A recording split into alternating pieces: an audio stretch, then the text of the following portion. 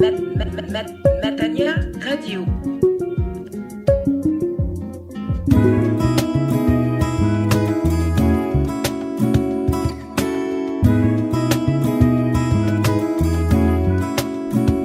Alléluia, chers auditeurs de Radio Matania, c'est le moment de la prédication et la prédication que vous allez écouter a pour titre « Le Dieu parfait ». Les textes de référence sont les suivants. Exode chapitre 34, les 9 premiers versets. Exode chapitre 34, les 9 premiers versets. Et Deutéronome chapitre 32, les 4 premiers versets. Il s'agit d'une prédication du pasteur Claude Missindimazi, pasteur responsable de l'église protestante évangélique Matania, à Corbeil-Essonnes, en France. Cette prédication a centré sur un attribut de notre Dieu, à savoir que c'est un Dieu fidèle, et nous chrétiens, nous ne vivons que de cette fidélité. Pour connaître Dieu, il faut expérimenter ses attributs. J'ai bien dit expérimenter. J'ai pas dit connaître, j'ai pas dit lire, j'ai dit expérimenter. À travers cette prédication, vous serez enrichis. C'est vraiment une invitation à la méditation sur la personne de Dieu. Soyez bénis. Notre Seigneur. Amen. Avant d'ouvrir les Écritures, j'aimerais d'abord saluer notre frère serviteur de Dieu, le pasteur Alphonse, qui est donc des nôtres ce matin. Amen. On a la joie donc de l'accueillir au nom du Seigneur. Amen. Et vraiment, nous sommes de tout cœur avec vous. Amen. Je sais que vous priez beaucoup pour nous. Nous pensons aussi à vous. Donc, au nom de l'Église et des frères et sœurs, en tout cas, je t'accueille au nom du Seigneur. Amen. Amen. Amen. Amen. Voilà. À tous aussi la bienvenue au nom de notre Seigneur Jésus-Christ. Amen. Je vais vous inviter à ouvrir vos Bibles, mais en même temps, il y a plusieurs lectures. Nous allons d'abord avoir une lecture dans le livre de l'Exode, Exode chapitre 34. Nous serons donc ce matin dans l'Ancien Testament.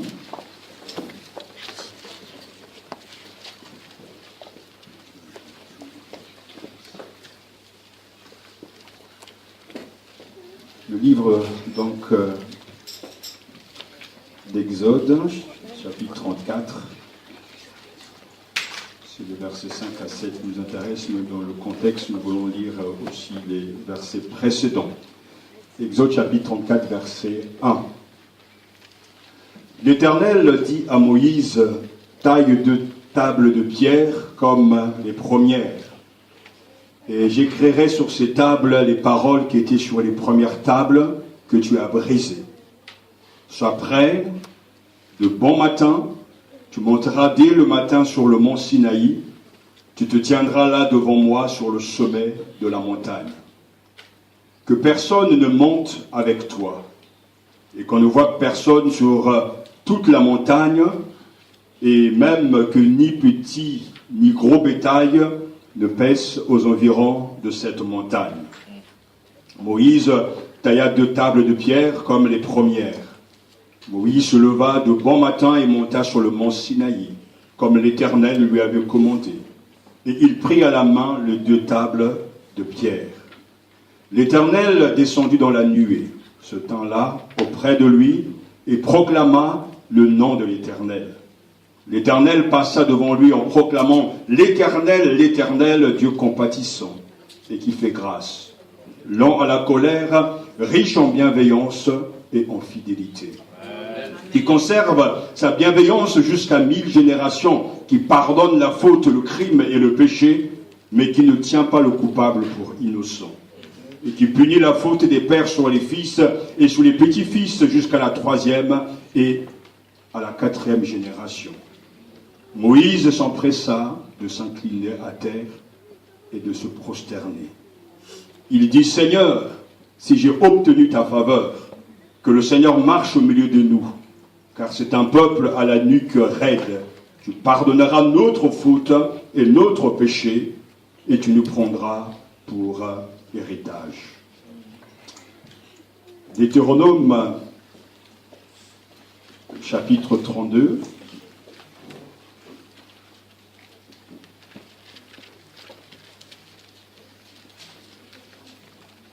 Versets 1 à 4. Deutéronome, chapitre 32, versets 1 à 4. Cieux, prêtez l'oreille, et je parlerai. Terre, écoutez les paroles de ma bouche. Que mon savoir se déverse comme la pluie, que ma parole coule comme la rosée, comme des ondées sur la verdure, comme des gouttes d'eau sur l'herbe.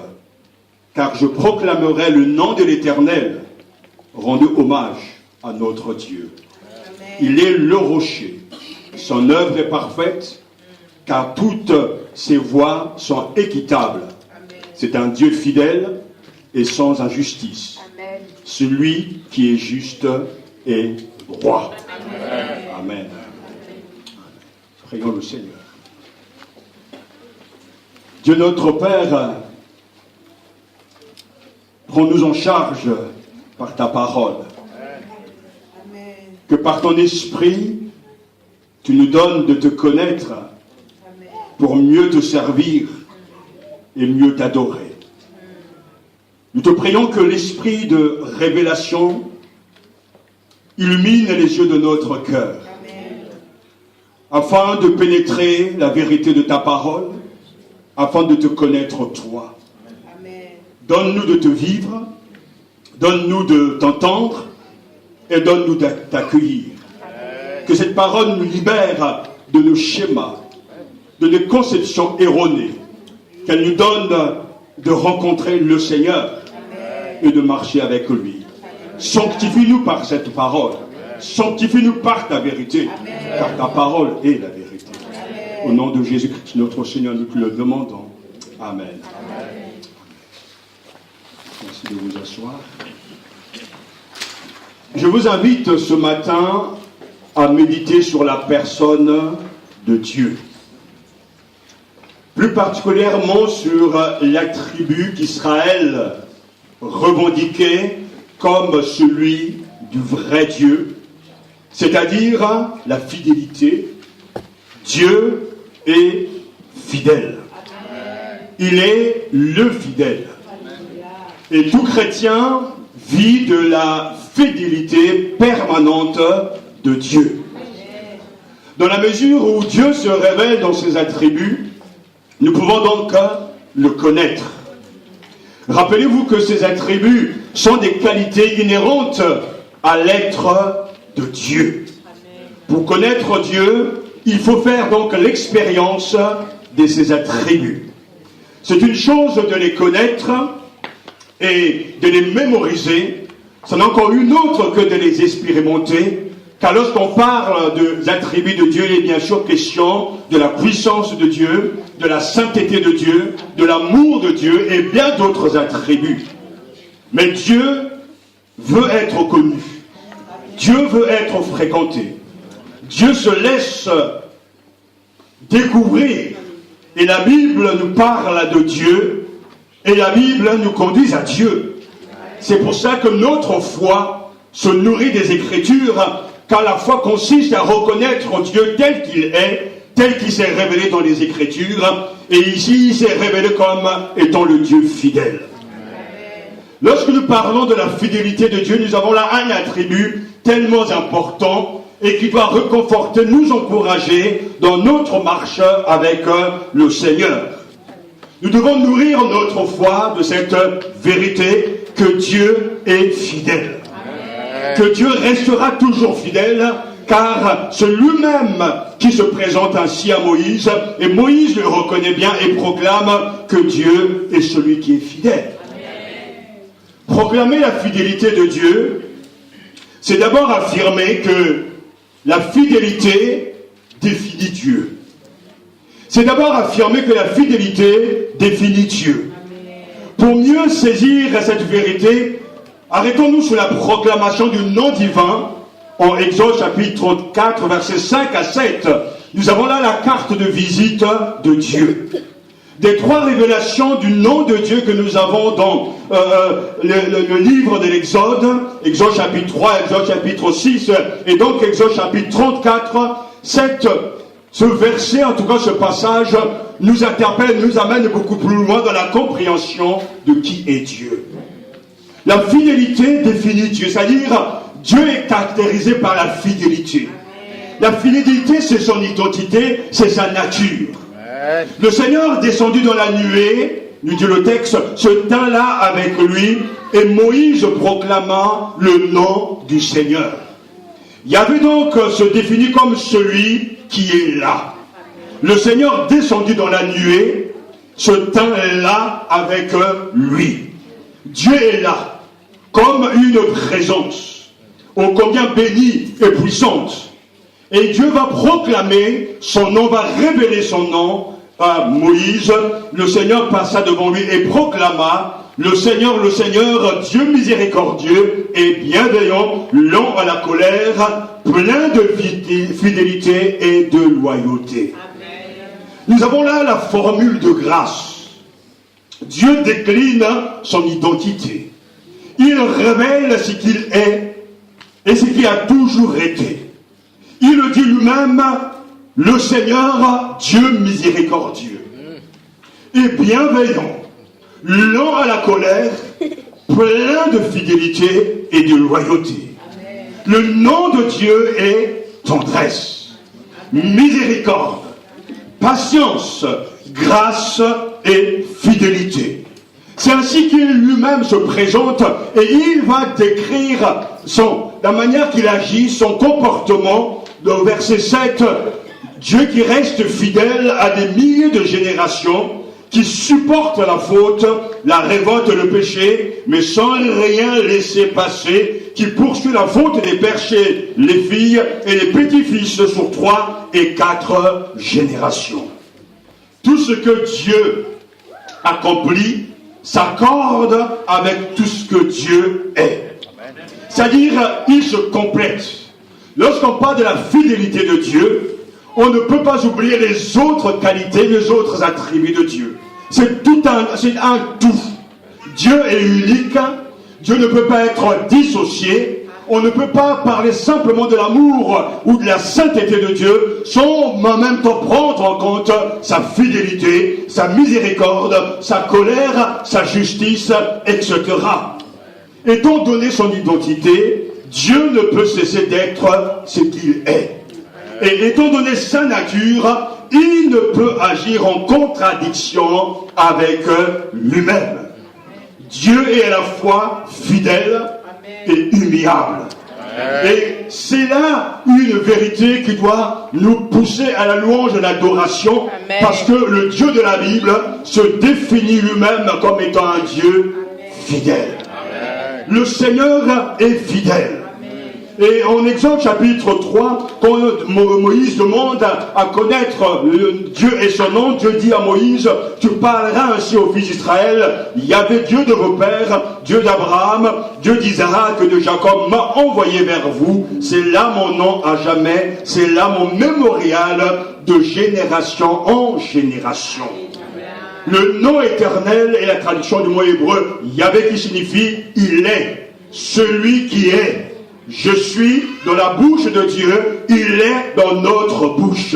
Je suis qui je serai, c'est-à-dire je suis, tu le découvriras dans ce que je serai et ferai avec toi, avec vous dans l'histoire. Et nous avons donc résumé le nom de Dieu. Et ce nom signifie d'abord présence. Je suis là. Comme Emmanuel, Jésus est avec nous. Ce nom signifie compagnonnage, c'est-à-dire je suis avec. Je suis là, mais je suis aussi avec, car Dieu est présent partout en même temps, et il est ici, sans pour autant être avec toi si tu n'es pas en communion avec lui. Donc Dieu remplit le ciel et la terre, mais il se manifeste, il se révèle à ses enfants. Donc il est présent pour ses enfants. Et c'est pour ça que Dieu, je suis avec toi, ou je serai avec toi. Et il poursuit donc que ce nom signifie fidélité, je serai toujours là. Donc quand Dieu révèle son nom, son identité, il nous dit très clairement ce qu'il est pour que nous puissions l'aimer, l'adorer, le servir, lui faire confiance. Il est miséricordieux, il est compatissant, mais il se définit aussi par sa fidélité, son faille. Puisque Dieu est fidèle, il est là, il sera toujours là, et il existera toujours, car en lui, il n'y a ni commencement ni fin. Lorsque nous parlons de la fidélité de Dieu, il faut définir cette fidélité. Parce que cette fidélité est non pas un trait de caractère de Dieu, une vertu divine, non, c'est la nature même de Dieu. Dieu est fidèle. Et quand il révèle son nom, alléluia, c'est pour que nous puissions nous aussi lui faire confiance, car le nom dans l'Antiquité fait partie de la personne. Il est la personne elle-même, la manifestation de son existence et de sa destinée. Nous proclamons son nom et nous reconnaissons que Dieu est fidèle. Lorsque nous proclamons la fidélité de Dieu, c'est ensuite affirmer que notre Dieu est solide. On peut s'appuyer sur lui. Notre Dieu est solide. On peut s'appuyer sur lui. Le mot fidélité est la traduction du verbe hébreu aman. En hébreu, le sens de la racine aman, dans sa forme la plus simple, est celui de être ferme, être solide, tenir solidement, d'où digne de confiance. Et dans l'index hébreu de la Torah, on peut le traduire aussi par le mot sûr, vérifié, stable, vrai, tenace, loyal, digne de foi. Notre Dieu est digne de confiance. C'est dans ce sens que le prophète Ésaïe a utilisé en désignant Dieu comme l'Amen. C'est-à-dire celui qui est solide, sur qui on peut s'appuyer. Ésaïe chapitre 65, verset 16 nous dit: quiconque voudra se bénir sur la terre se bénira par le Dieu de l'Amen. Quiconque jurera sur la terre jurera par le Dieu de l'Amen. En effet, les détresses du passé seront oubliées. Oui, elles seront cachées à mes yeux. Dieu est solide. Tenir est précisément le verbe qui dit la foi. Tenir ferme, être stable sur ce qui tient, qui est fiable. Dieu seul est ce roc fiable, hors duquel rien ne tient. Dieu seul est ce roc fiable, hors duquel rien ne tient. Ne pas se fonder sur lui, c'est être troublé, c'est être agité, c'est être emporté par les circonstances. C'est pour cela que la foi est solide, la foi est stable, car cette foi saisit un Dieu solide, un Dieu stable, un Dieu qui ne se laisse pas déraciner, un Dieu qui ne se laisse pas malmener par les circonstances, car notre Dieu est le Dieu de l'Amen. Il est solide et il restera toujours solide. Alors croire, c'est déclarer que Dieu est solide, fiable, fidèle, et c'est s'engager dans une relation que l'on veut solide et fiable. Alléluia. Lorsque nous proclamons que Dieu est fidèle, nous devons d'abord reconnaître que la fidélité fait partie de Dieu. La fidélité définit Dieu. Mais nous devons aussi aller beaucoup plus loin pour affirmer, proclamer que Dieu est solide et digne de confiance. Amen. C'est dans le Seigneur notre Dieu que nous avons mis notre confiance. Ésaïe chapitre 36 verset 7, c'est dans le Seigneur notre Dieu que nous avons mis notre confiance. Heureusement que Dieu est stable, que Dieu est ce roc, et nous pouvons croire en lui. Au long de l'histoire du salut, la fidélité divine se révèle immuable. Dieu n'a jamais changé. Face à la constante infidélité de l'homme, la Bible proclame: voici ton Dieu. Il est fiable. Il est sûr. Il est digne de confiance.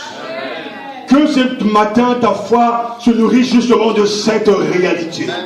Le Dieu que nous adorons, le Dieu que nous prions, le Dieu que nous confessons, le Dieu qui marche avec nous et nous marchons avec lui, est un Dieu solide.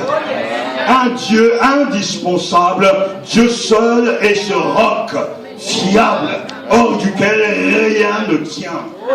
Et nous devons le croire. Amen. Alléluia. Amen. Proclamer la fidélité de Dieu, c'est aussi affirmer que Dieu ne peut se régner.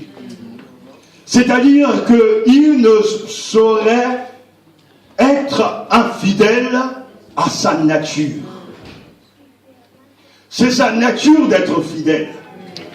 Il est solide et sûr. Mais en même temps, le Dieu qui est fidèle ne peut pas être incapable d'être infidèle à sa nature. Il y a une grande nuance. Il ne peut pas se régner. C'est pour ça que la Bible nous dit dans 2 Timothée chapitre 2 verset 13, si nous lui sommes infidèles, lui demeure fidèle. Car il ne peut se régner lui-même. Si nous lui sommes infidèles, lui demeure fidèle. Car il ne peut se régner lui-même. Si nous sommes infidèles, lui demeure fidèle. Car se régner lui-même, il ne le peut pas. Nous savons tous ce qu'est l'infidélité. Être infidèle signifie abandonner la foi. C'est démissionner. C'est aller à l'opposé de ce que Dieu veut.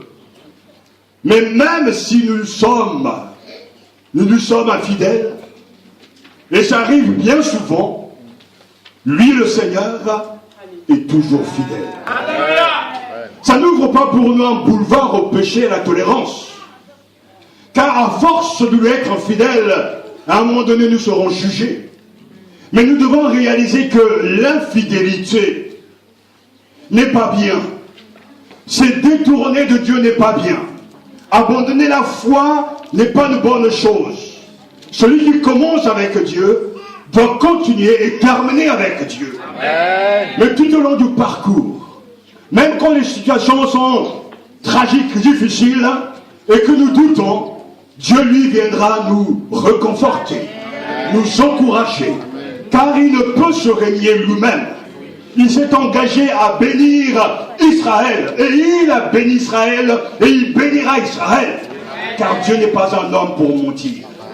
C'est sa fidélité qui nous fait vivre. Et nous vivons tous de la fidélité permanente de Dieu. C'est parce qu'il est fidèle que nous sommes là ce matin. C'est parce qu'il nous a gardés que nous sommes là ce matin. C'est parce qu'il nous a prêté le souffle de vie que nous sommes là ce matin. Nous vivons tous les jours de la fidélité permanente de Dieu. Et nous vous bénissons pour cela.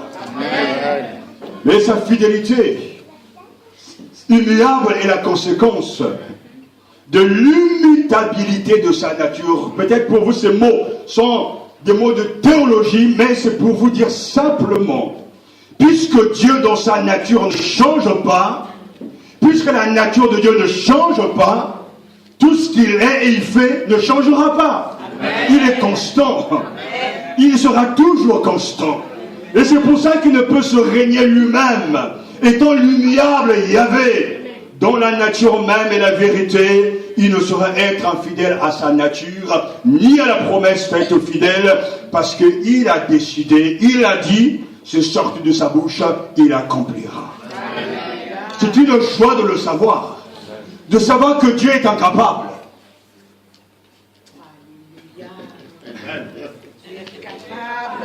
Incapable de se parjurer. Amen.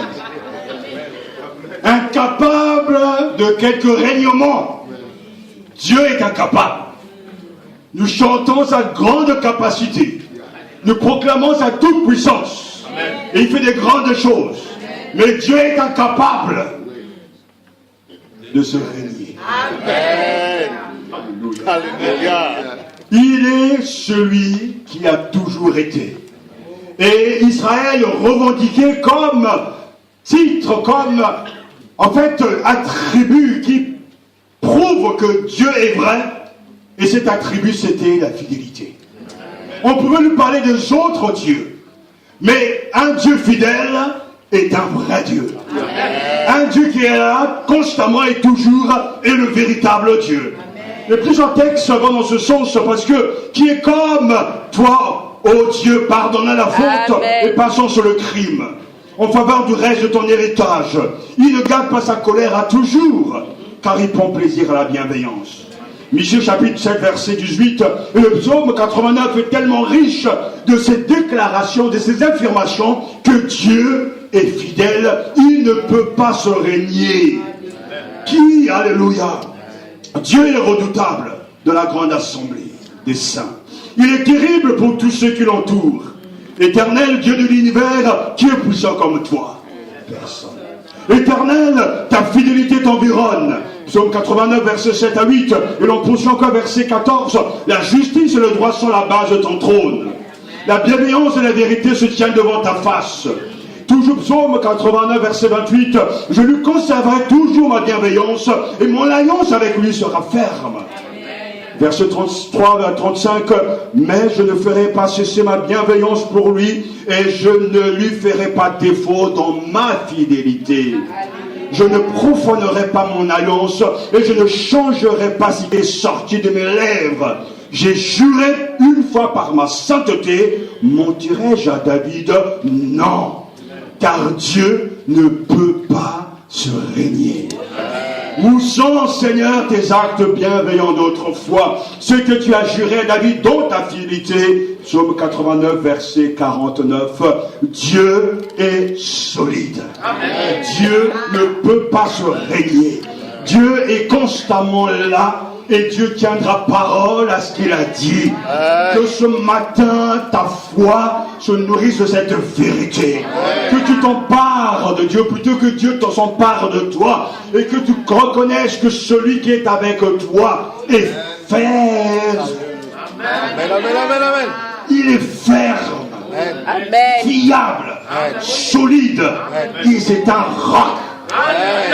Alléluia. C'est ça, proclamer la fidélité de Dieu. Amen. C'est affirmer que le Seigneur ne change pas son caractère. Si nous sommes infidèles, lui reste fidèle. Amen. Dieu est fidèle et véritable. Il est incapable de mentir ou de tromper. Il ne manque jamais à sa parole. Il est absolument digne de confiance. Toutes ses promesses s'accompliront. Et la Bible nous dit, Dieu n'est point un homme pour mentir, ni fils d'un homme pour se repentir. Ce qu'il a dit, ne le fera-t-il pas? Ce qu'il a déclaré, ne l'exécutera-t-il pas? Nombre chapitre 23, verset 19. Amen. Connais donc que c'est l'Éternel ton Dieu qui est Dieu. Amen. Le Dieu fidèle. Deutéronome chapitre 7, verset 9. De génération en génération, ta fidélité subsiste. Psaume 119, verset 90. Il y a tellement de références, une batterie de références à la fidélité de Dieu. Car Israël chante à la fidélité de Dieu. Amen. Israël proclame la fidélité de Dieu. Israël s'appuie sur la fidélité de Dieu. Et le peuple de Dieu aussi, nous devons nous appuyer sur la fidélité de Dieu. Au ciel, prête l'oreille. Et je parlerai. Amen. Père, écoute les mots que je vais prononcer. Que mes instructions se répandent comme la pluie. Que ma parole tombe comme la rosée. Comme une averse sur le gazon. Comme une ondée sur l'herbe. Je proclamerai le nom du Seigneur. Reconnaissez la grandeur de notre Dieu. Lui le rocher. Son action est parfaite. Tous ses cheminements sont judicieux. C'est le Dieu fidèle. Il n'y a pas en lui d'injustice, il est juste et droit. Deutéronome chapitre 32. Ah, quel témoignage! Non seulement dans le texte d'Exode, Dieu lui-même décrit son identité. Il dit ce qu'il est. Mais Moïse, lui aussi, expérimente la fidélité de Dieu. Et puisqu'il a expérimenté la fidélité de Dieu, que fait-il? Il va le proclamer. Il va rendre témoignage. C'est là réellement c'est la raison d'être de la louange, de l'adoration. Pour louer Dieu, il faut vivre d'abord avec Dieu. Pour proclamer les vertus de Dieu, les œuvres de Dieu, il faut d'abord rencontrer Dieu et expérimenter sa main, sa puissance, son intervention. Lorsqu'il nous sort de nos prisons, alors nous avons des raisons de le louer, de l'adorer. Si la louange, l'adoration ne sera pas fondée sur du mensonge ou sur une déclaration verbale, mais ça sera une louange qui repose sur une expérience vivante d'un Dieu vivant, d'un Dieu présent, d'un Dieu qui agit. C'est pour ça que Moïse dit: tu es le rocher. Quel titre, quel nom! Dieu est le rocher d'Israël. Et c'est quelque chose de magnifique parce que ce nom symbolise son immuable fidélité. La vérité de ses paroles, la solidité de ses promesses. Je ne peux pas m'empêcher de revoir quand j'étais en Égypte toute cette région montagneuse, de voir que Dieu a conduit son peuple en Égypte et a fait traverser le désert. Ils ont réussi car Dieu était avec eux. Et c'est pour ça que le symbolisme du rocher nous interpelle, car les hommes passent, mais le rocher est toujours là. Les hommes continuent leur cheminement, mais le rocher est stable. Et Moïse dit: Dieu est mon rocher, mon roc, un roc fiable, hors duquel rien ne tient. Ses paroles ne passent pas, ses promesses seront tenues. L'herbe sèche, la fleur se fane, mais la parole de notre Dieu subsistera toujours. Ésaïe chapitre 40 verset 8. Dieu ne ment pas, ni ne se retracte. Son dessein s'exécute par la puissance de sa parole, qui sortit de sa bouche ne revient qu'après avoir accompli sa mission. Seigneur, tu es mon Dieu, je t'exalte et je te célèbre. Je célèbre ton nom, car tu as réalisé des projets merveilleux, conçus depuis longtemps, constants et immuables. Ésaïe chapitre 25 verset 1 et Ésaïe chapitre 55 verset 11. Ainsi se comporte ma parole. Du moment qu'elle sort de ma bouche, elle ne retourne pas vers moi sans résultat, sans avoir exécuté ce qui me plaît et fait aboutir ce pourquoi je l'avais envoyé. Alléluia. Dieu ne varie pas. Dieu est le rocher d'Israël. Non, moi le Seigneur, je n'ai pas changé. Mais vous ne cessez d'être des fils de Jacob. Malachie chapitre 3 verset 6. Quelle déclaration! Dieu ne change pas. Lorsque l'on proclame la fidélité de Dieu, il est important de réaliser cette qualité, cette nature de Dieu. La vie de Dieu ne change pas. Il est de toute éternité. Un roi éternel, incorruptible, qui seul possède l'immortalité, avant que les montagnes fussent nées, et que tu eusses créé la terre et le monde, d'éternité en éternité, tu es Dieu.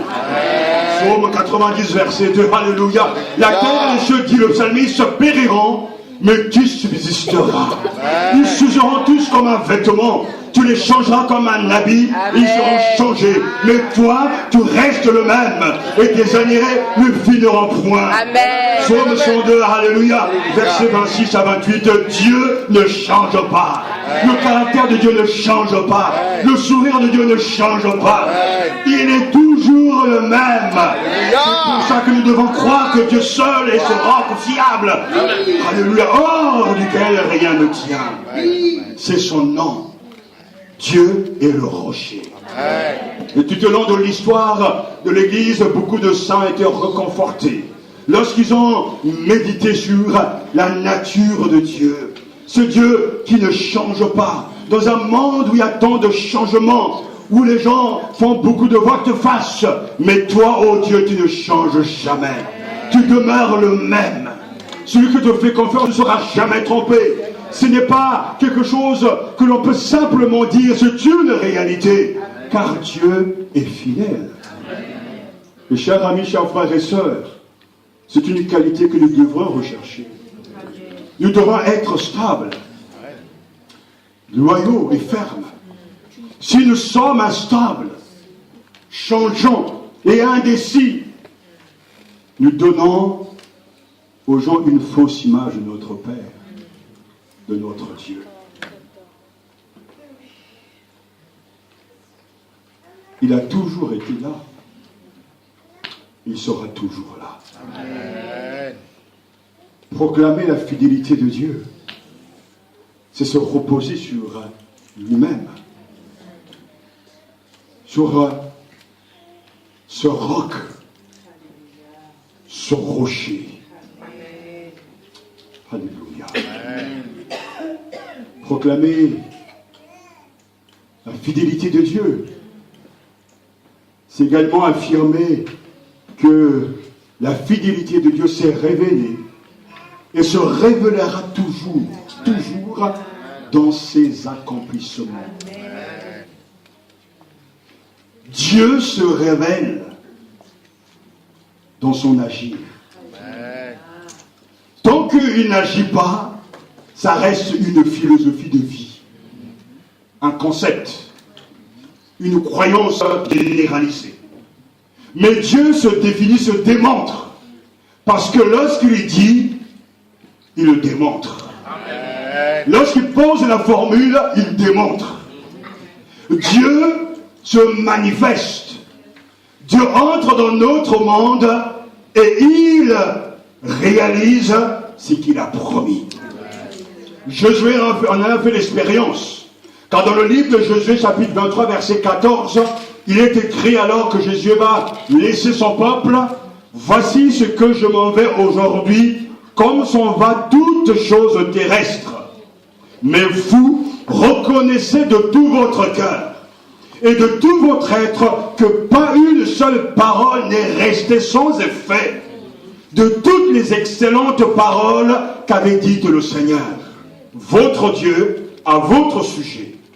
Tout s'est accompli pour vous, pas une seule de ces paroles n'est restée sans effet. Et si vous lisez le livre de Josué, vous apprendrez que Dieu a gardé les promesses de l'alliance. À qui Dieu avait-il promis Canaan? À Abraham. Et Dieu a tenu parole. Amen. 4 siècles sont passés, mais Dieu était là.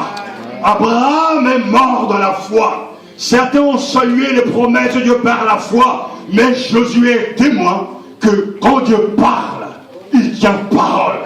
Le temps peut nous user, le temps peut s'écouler, mais Dieu reste sur le trône et ce qu'il a promis, il accomplira. Et quand Dieu agit, nous avons là la preuve, un témoignage puissant à l'égard des païens, à l'égard de faux croyants, que l'Éternel est vivant. Nous n'avons pas besoin de fabriquer des témoignages nous concernant. Le témoignage de l'action de Dieu dans nos vies est un témoignage qui donne gloire à Dieu, qui élève Dieu, qui nourrit la foi. Dieu se manifeste dans ses actions. Dieu garde les promesses de son alliance, car il est fidèle. Et il a su surmonter lui-même, le Tout-Puissant, des obstacles, changer de gens, trouver des hommes et des femmes qu'il a équipés, formés, qu'il a envoyés, jusqu'à ce que l'heure soit accomplie pour que la promesse soit réalisée. La fidélité de Dieu s'est révélée et se révélera toujours dans ses espoirs, dans ce qu'il fait.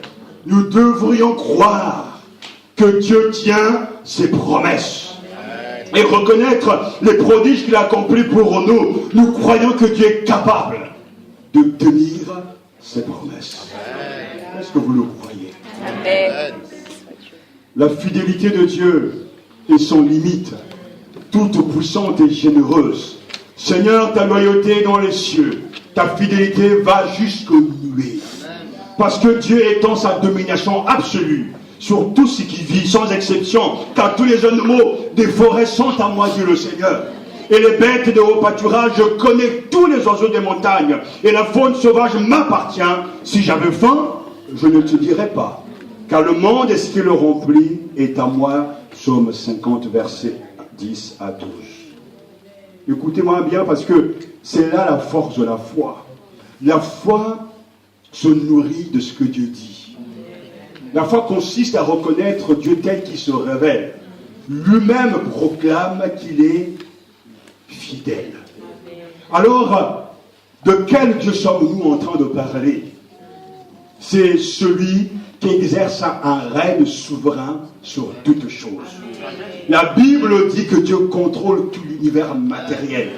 Il contrôle le soleil, le vent, les éclairs, la pluie, le tonnerre, les eaux, la grêle, la neige, la gelée. Dieu dirige, exerce un règne souverain sur la création végétale et animale. Toute créature vivante est entre les mains de Dieu. Dieu s'occupe de la substance des plantes, des oiseaux, des bêtes et des poissons, et les contrôle également. Quand Jésus fera ses miracles, il donne la preuve qu'il est le maître de l'univers. Quand les pêcheurs, quand ses disciples vont à la pêche et qu'ils ne peuvent rien ramener, Jésus dit, jetez le filet à cet endroit. Ils vont obéir à la parole du Seigneur et ils vont ramasser une grande quantité de poissons. Car Jésus est le maître de l'univers. Il exerce un règne souverain sur les animaux, sur les poissons et sur toutes choses. Il domine sur les nations. Il leur donne de l'accroissement, il les fait périr, il les observe, les juge, il détrône, il établit, il contrôle, il dirige toutes choses. C'est lui qui fixe les limites sur leur territoire, c'est lui qui renverse des nations. Amen. Il n'y a point d'autorité qui ne vienne de Dieu. Et les autorités qui existent ont été instituées par Dieu. De quel Dieu sommes-nous en train de parler? Oui, de celui qui dirige nos propres vies. Celui qui donne le souffle de vie et celui qui reprend le souffle de vie, celui qui élève et celui aussi qui abaisse, celui qui renverse les puissants et exalte les humbles, il enrichit et appauvrit, il intervient même dans le processus de la pensée de l'homme. Dieu est omniprésent. Il exerce son règne souverain sur tout. Il s'intéresse aux passereaux et même aux cheveux de notre tête. Il détermine la façon dont le sort tombe. Il donne ou refuse même le sommeil. Esther, chapitre 6, verset 1. Il prend soin des siens. Donne la sécurité, protège, fait du bien, soutient, comble les besoins. Il est à la hauteur de sa réputation. Jamais on n'a appris ni entendu dire, et jamais l'un n'a vu qu'un autre Dieu que toi fasse de telles choses pour ceux qui se confient en lui.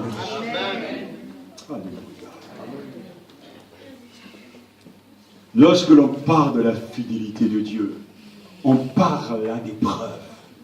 Comme vient de le dire le prophète Ésaïe, chapitre 64, verset 3, jamais on n'a appris, ni entendu dire, et jamais l'un n'a vu qu'un autre Dieu que toi fasse de telles choses pour qui se confie en lui.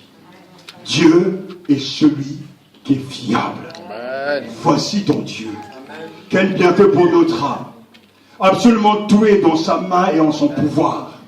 Mobilisable à l'instant quand il le juge utile et nécessaire, Dieu est capable de tout mettre en œuvre pour le bien de son peuple.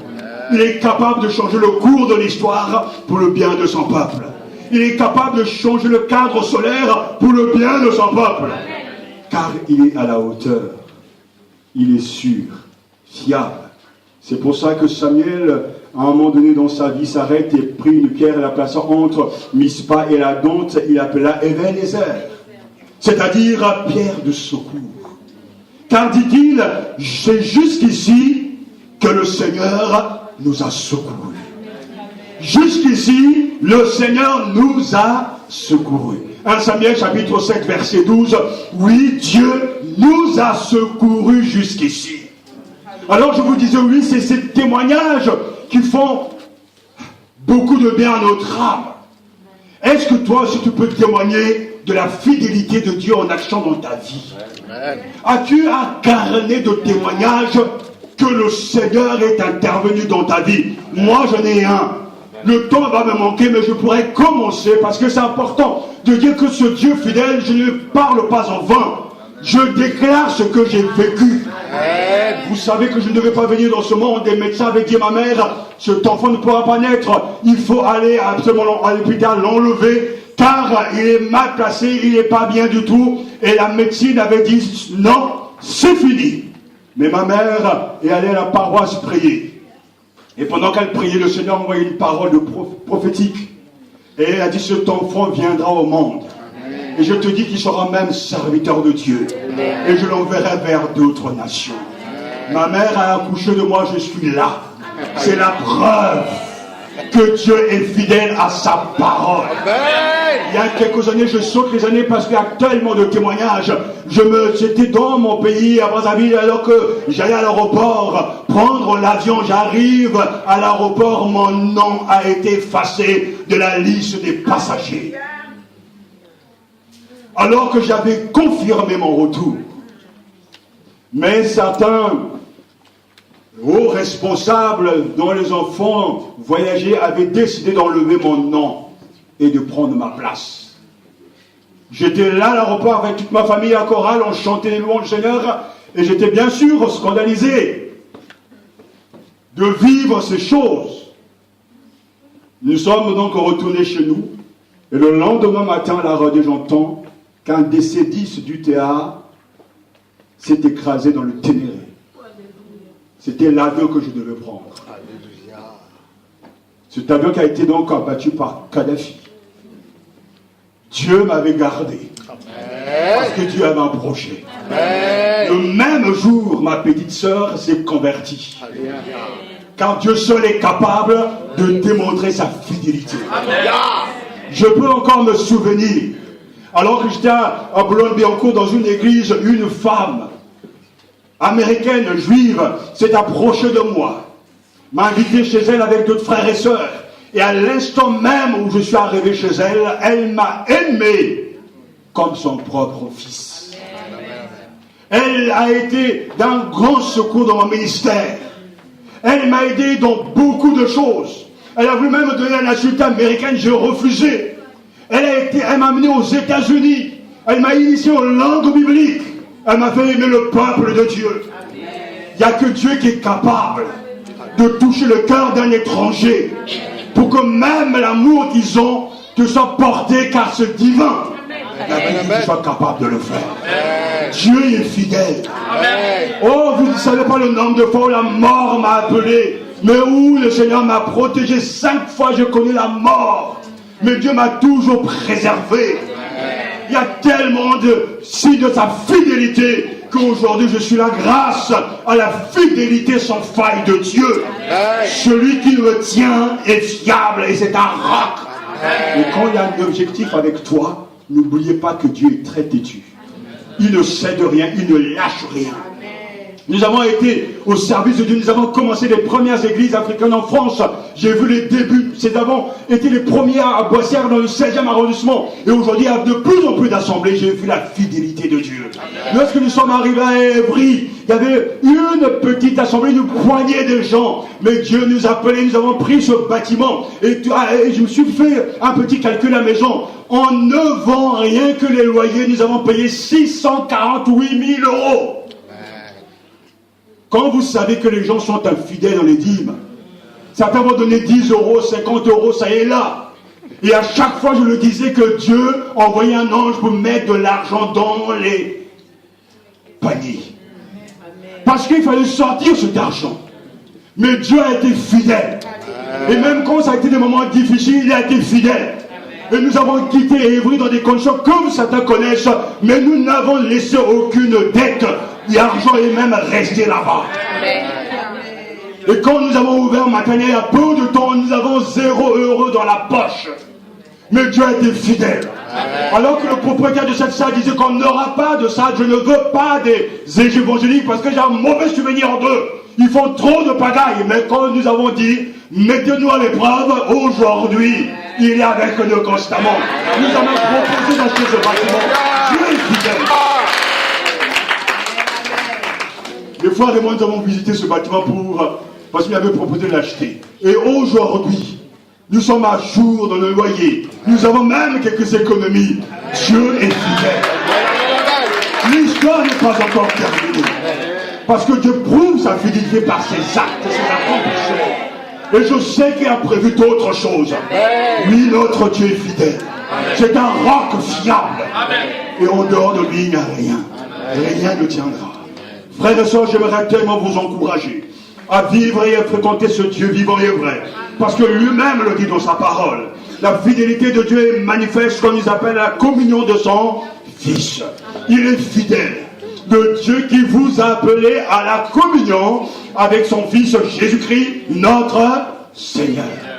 1 Corinthiens chapitre 1, verset 9. Elle est manifeste quand il ne permet pas que nous soyons tentés au-delà de nos forces. 1 Corinthiens chapitre 10, verset 13. Les tentations auxquelles vous avez été exposés ont été à la mesure de l'homme. Dieu est fidèle. Il ne permettra pas que vous soyez tentés au-delà de vos forces. Avec la tentation, il vous donnera le moyen d'en sortir et la force de la supporter. Voilà ce que Dieu fait. Le Seigneur est fidèle. Il vous affermira et vous gardera du mauvais.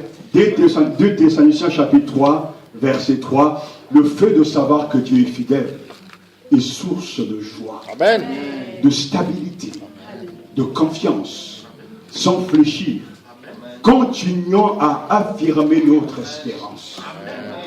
Car il est fidèle, celui qui a promis. Alléluia. Hébreux chapitre 10, verset 23. Enfin, frères et sœurs, Dieu est fidèle. Et nous le bénissons, nous l'adorons pour sa fidélité. Amen. Il est solide. Il est digne de confiance. Mais nous devons imiter notre Dieu. Dieu désire aussi que son peuple soit fidèle et véritable. Il désire que nous tenions parole. Il désire également que nous respections nos rendez-vous. Nous ne devons ni mentir, ni exagérer, ni dire des demi-vérités. Nous devons être fidèles à nos promesses. Les chrétiens devraient encore plus que les autres être fidèles. Ça doit être des gens sur qui on peut compter. Des gens sûrs, fiables. Car le Dieu vivant que nous servons est le Dieu fidèle. Dieu exige de son peuple aussi la fidélité. La Bible nous dit, et j'aimerais que nous terminions avec cette réflexion sur nous-mêmes par rapport à Dieu. Il y a beaucoup d'hommes dont on vante la bonté, mais un homme fidèle, un homme sûr, qui le trouvera? C'est dans le livre des Proverbes, chapitre 20, verset 6. Il y a beaucoup d'hommes dont on vante la bonté, mais un homme sûr ou fidèle, qui le trouvera? Nous sommes dans le postmodernisme, comme on le dit. Ça fait plusieurs années que je prêche l'évangile.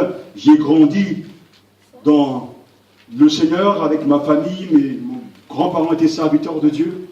Et Dieu a vraiment réalisé beaucoup de prophéties qu'il nous avait données. J'ai pu voyager dans beaucoup de pays. Et je peux avoir donc un regard très clair, précis de ce qui se passe en France. Nous sommes dans cette ère où les gens ont rejeté l'autorité, où les gens sont profondément égoïstes et où les gens sont profondément infidèles. Je n'ai jamais vu autant dans ma vie, alors que l'Église a toujours connu des hauts et des bas, une situation où les gens soient si infidèles à ce point. Nous sommes arrivés au sommet de l'infidélité, où les croyants ne sont plus des gens de parole, où quelqu'un peut être dans l'église pendant quelques temps, et à un moment donné il disparaît comme une étoile filante. Lorsqu'on peut miser sur un frère ou voir une sœur, ça ne dure pas longtemps. La manière que nous avons connue et servi le Seigneur n'est pas de cette manière-là. Nous sommes dans l'ère du changement constant. Aujourd'hui, ceux qui sont ici, ce ne sont peut-être pas les mêmes demain. Car les gens se fatiguent. Les gens veulent essayer autre chose. La nature divine, le fruit de l'esprit, qui est la fidélité, la constance, la stabilité, car sans constance, sans stabilité, on ne peut rien construire. Nous avons besoin d'avoir des hommes et des femmes fidèles. Amen. Et nous verrons que Jésus a été fidèle dans sa vocation jusqu'à la fin. Amen. Mais puisque Dieu est fidèle, l'Église doit imiter son Seigneur. Amen. Nous devons avoir les mêmes traits traits de caractère, les mêmes ingrédients. Et c'est là l'œuvre du Seigneur, car le Saint-Esprit produit du fruit, et de la facette de ce fruit, il y a la fidélité. Et c'est pour ça que la Bible dit, avec celui qui est fidèle, tu te montres fidèle. Avec l'homme intègre, tu agis avec intégrité. 2 Samuel chapitre 22 verset 26. Il ne suffit pas de louer la fidélité divine qui surpasse les cieux, ni de la proclamer pour l'invoquer. Mais il faut être fidèle. Il faut chanter la fidélité du Seigneur, mais il faut vivre cette fidélité. Il faut nous-mêmes être à l'image de notre Dieu. Amen. N'oublions pas que si nous sommes infidèles, lui il est fidèle, mais à la fin, le Dieu qui nous aime est fidèle aussi dans ses promesses, également dans ses jugements. Car nous voyons seulement le côté promesse, mais Dieu a promis aussi de maudire, de juger et d'envoyer en enfer ceux qui ne croient pas en lui. Ça aussi c'est une belle promesse. Prions ce matin que Dieu change notre nature. Amen. Que Dieu nous donne et fasse mûrir en nous le fruit de l'esprit qui est la fidélité. Amen. Parce que fidélité et confiance vont de pair de la marche avec Dieu. D'ailleurs en grec c'est le même mot. On peut le traduire donc par foi ou par fidélité. Donc ça veut dire que celui qui croit en Dieu est quelqu'un aussi de fiable. Il croit en Dieu. Le fruit de l'esprit c'est la confiance en Dieu. Mais en même temps le fruit de l'esprit aussi c'est de faire que nous puissions faire confiance aux autres et les autres qui nous font confiance. Laissez-moi vous dire, après tant d'années, je crois que même le pasteur soit d'accord avec moi, on peut avoir tous les charismes. Mais si on n'est pas entouré d'une bonne équipe, on ne tiendra pas. J'ai eu le privilège de travailler avec Billy Graham, comme avec John Stott en Angleterre. J'ai vu que tous ces hommes de Dieu étaient bien entourés. Mon épouse et moi, nous sommes allés voir le film Selma, donc parlant de Martin Luther King. Et là encore, après avoir suivi un reportage, après tous les livres que j'ai pu lire sur lui, je me suis rendu compte, j'ai réalisé que Martin Luther King était bien connu et très connu, mais autour de lui, il y avait une équipe de choc. Des gens qui l'entouraient. Et à un moment dans le film, on se rend compte que lui-même, Martin Luther King, c'est un film vraiment très humain. Il est découragé. Il se pose des questions. Mais il y a un jeune homme qui est là et qui lui dit, pasteur, il y a quelque temps, vous avez prêché sur le fait de ne pas abandonner. Alors tout d'un coup, Martin Luther King lui-même reprend courage sur une prédication qu'il avait lui-même faite auparavant. Amen. Parce qu'on a besoin d'être entouré. D'avoir des hommes et des femmes dignes de confiance. À qui on peut confier des choses sans que le monde entier soit au courant. Des gens qui craignent le Seigneur. Des gens qui aiment le Seigneur. Des gens dont la passion, l'ambition et la gloire de Dieu. Amen. Vous savez que notre fils s'appelle Jonathan, ce n'est pas par hasard qu'on lui a donné ce nom. Jonathan a été le fidèle ami de David. Amen. Il ne l'a pas trahi. Pourtant, c'est lui qui avait droit au pouvoir, mais il a su se mettre à sa place et il a su protéger le loin de l'Éternel. Des hommes comme ça, c'est rare de nos jours. Car dans la même équipe, on trahit. Celui qui mange à ta table a le couteau pour te poignarder après. Et quelqu'un me disait, pasteur, peut-on faire confiance aux gens dans l'église? Quand on en arrive là, c'est grave. Parce que s'il y a un endroit où on doit faire bien confiance aux gens, c'est dans la maison de Dieu. Mais c'est là où souvent il y a des batailles, des combats pour ceci et pour cela. Que ce soit des pasteurs, que ce soit des croyants. Non, Dieu est fidèle. Il est digne de confiance. Amen. Il nous faut un peuple digne de confiance. Nous avons besoin d'être entourés de gens dignes de confiance, de gens sûrs. Qui lorsque le bataille sera là, lorsque le combat sera là, lorsque les fusils vont résonner, ils ne vont pas jeter les bancs. Ça me souvient quand je faisais mon service militaire. On avait des balles à plomb. Mais pourtant on était quand même un peu, on avait peur. Et on nous dit que si on t'attrape pendant l'exercice, on appelle ça les manœuvres, bah, tu n'auras pas ta permission. Alors comme vous savez, quand vous êtes enfermé dans une base militaire, aller sortir la base, c'est vraiment une bénédiction, une victoire. Alors les gens se décarcassaient pour ne pas se faire attraper pendant les manœuvres. Et moi, je me suis dit qu'à un moment donné, pour ne pas me faire attraper, je me suis caché. Et je suis resté là dans le noir. Parce que je ne voulais pas me faire attraper par le sergent-chef. Et rester sur la base, quoi. Ceci pour vous dire simplement que quand les choses commencent à être exagérées, il faut des gens sûrs. Imaginez un instant que Dieu démissionne. Il n'y a rien qui ne tiendra. S'il n'y a pas des assises, des bases solides, même dans une maison, la maison va s'écrouler. On ne peut pas passer son temps chaque jour à planter, arracher, il n'y aura jamais de fruits.